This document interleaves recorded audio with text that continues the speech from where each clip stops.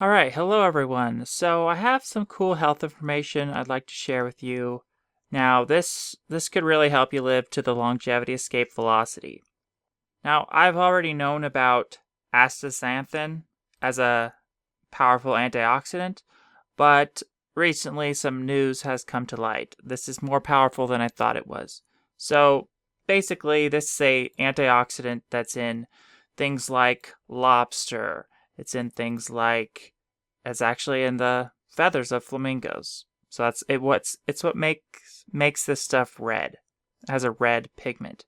It's also in shrimp, so you can get it naturally in your diet.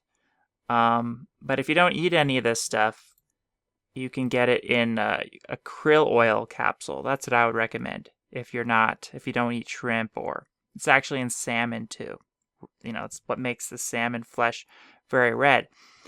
But anyways, now I thought of it as being a powerful antioxidant. Yes, it does help prevent against neurodegenerative diseases. It's very anti-inflammatory. It's good for the eyes and the immune system and so on. But recently I learned that astaxanthin turns on the FOXO3 gene. And now, if you know about longevity genes, now this is like a very big gene for longevity. It has a strong association with longevity. A lot of centenarians are known to have this gene turned on, and that's why they live so long. When this gene, it has to do with epigenetics. There are certain lifestyle changes you can make to turn this gene on, and some people just have it naturally flipped on. They just lucked out, so they have really good genes, and that's why they live so long. But so the great news here is that taking astaxanthin can turn on this longevity gene. So this is something you want to do if you want to live as long as possible.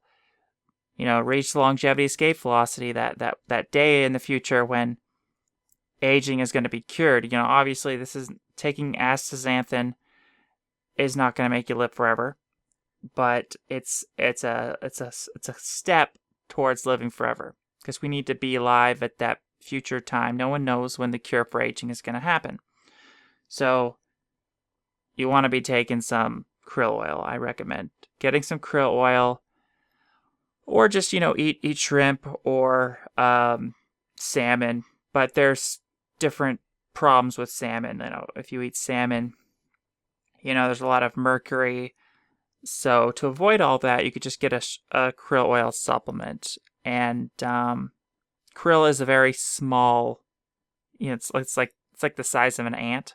So there's not a lot of mercury, so it gets rid of a lot of the pollution and contaminants, because they're not big enough, they're not large enough to bioaccumulate a lot of these toxins that the larger fish accumulate. Salmon, tuna, all this sort of thing has a lot of mercury and PCBs and other toxins. So to avoid all that, just take some krill oil, and I recommend it. And thank you for listening.